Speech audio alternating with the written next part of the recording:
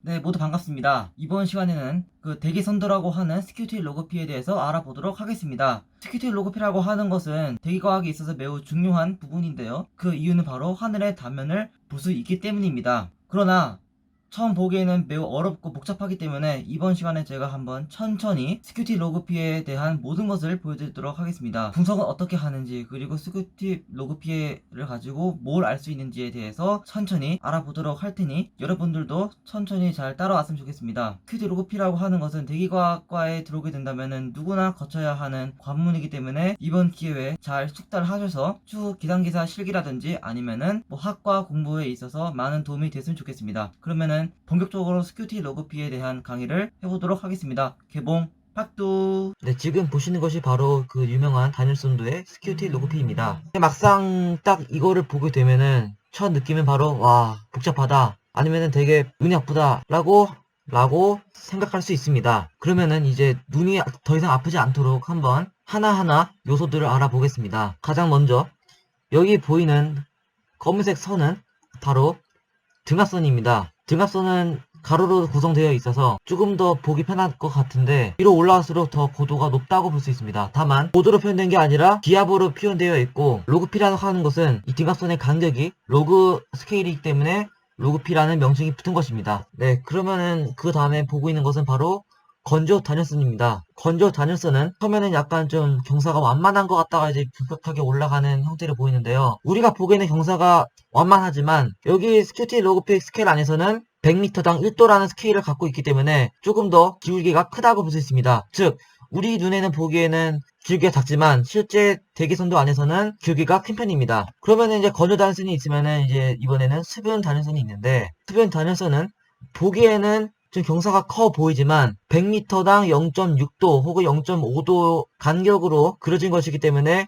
이렇게 보기에는 경사가 좀 심해 보여도 대기선도 안에서 기울기는 작습니다. 여기 보이는 초록색 선은 바로 포화 혼합 비선인데요. 쉽게 말해서 이슬점 기온 감률입니다. 그래서 100m당 0.2도 감률을 표현하고 있지만 스큐티 로그피 안에서는 100m당 0.2도 스케일이 굉장히 작기 때문에 마치 우리가 보기에는 기온이 올라가는 것처럼 보입니다. 그러나 여기 보인 이따가 나오겠지만 기온선과 대조해보면은 100m당 0.2도 혹은 1000m당 2도 감률을 보이고 있습니다. 다음에 가장 중요하다고 볼 수 있는 것은 바로 등온선입니다. 보기만 해도 눈이 아프지만 여기에 보이는 빨간색 선이 바로 등온선으로 우리가 알고 있는 그냥 기온 감률입니다. 그래서 스큐티라고 하는 것은 곧 기온선이 기울어져 있다, 로그피는 등압선 간격이 로그 스케일이다 라고 해서 스큐티 로그피라는 명칭이 붙은 것입니다. 이게 바로 현재 대한민국 기상청에서 사용하고 있는 스큐티 로그피인데요.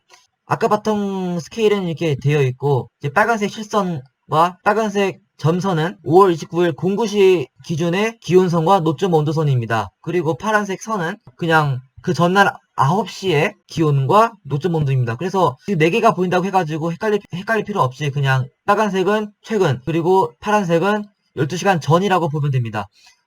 그리고 기상청에서는 여기 보이는 이 박스는 바로 호도그래프입니다. 이거는 다음에 다루도록 하겠습니다. 그러면은 과연 스큐티 로그피 가지고 뭘 알 수 있느냐? 단열선을 통해서 우리는 이제 구름이 생기는 고도와 구름이 빠르게 발달할 수 있는 고도, 그리고 구름이 형성할 수 있는 최대 고도를 알 수 있습니다. 먼저 우리가 상승 응계고도를 구한다고 하면은 기온을 중점으로 이제 기온선을 지나는 건조 단열선이 있을 때 노점 온도를 기준으로 포화 혼합비선이 지나가고 있다면은 이 둘이 만나는 것이 바로 상승 응결 고도로 구름이 생기는 고도입니다. 그 다음에 기온선이 이렇게 올라가고 있을 때 노점 온도를 기준으로 포화 혼합비선을 직진시켜서 만나는 곳이 바로 대류 응결 고도 CCL입니다. 그 다음에 아까 봤던 상승 응결 고도 LCL에서 수변 단열선을 따라 올라가는 게 기온 사운딩 자료와 만나는 그 고도가 바로 자유 대류 고도 LFC입니다. 여기 자유 고도에서부터는 구름대가 이렇게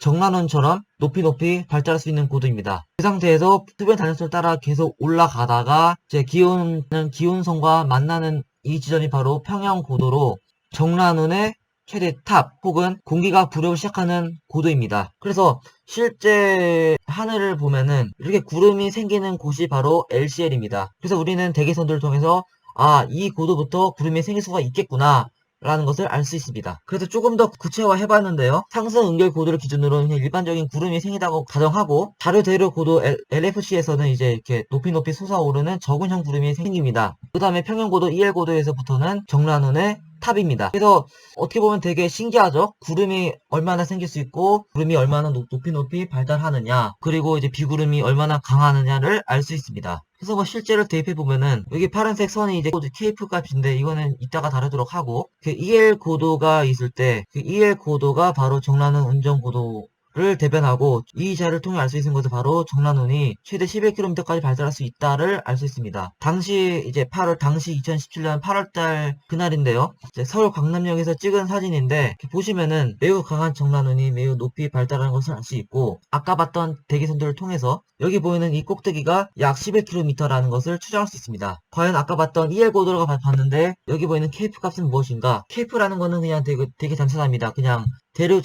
자료 대류 고도 LFC에서 1고도 사이의 이 면적, 이 패곡선을 적분한 값입니다. 대류가 얼마나 활발한지를 수치화해서 에너지로 바꾼 것입니다. 면적이 크다는 것은 곧 KF 값이 크다를 알 수 있고 KF가 크다는 것은 이날에 매우 강력한 수증기가 낼 수 있음을 대변합니다. 그래서 당시 2018년 7월 28일 서울의 사운딩 자료인데요. KF 값이 무려 2943줄인데 이는 매우 강력한 수치입니다. 그래서 당시 서울에 보시면은 이렇게 매우 강력한 수증기가 내렸습니다. 그 다음에 알 수 있는 것은 바로 대기 안정입니다. 대기가 안정할 때의 SQT 로그피를 보시면은 이렇게 기온순이 꺾어 올라가는데 이는 곧 역전적으로 대기가 안정하다는 것을 알 수 있습니다.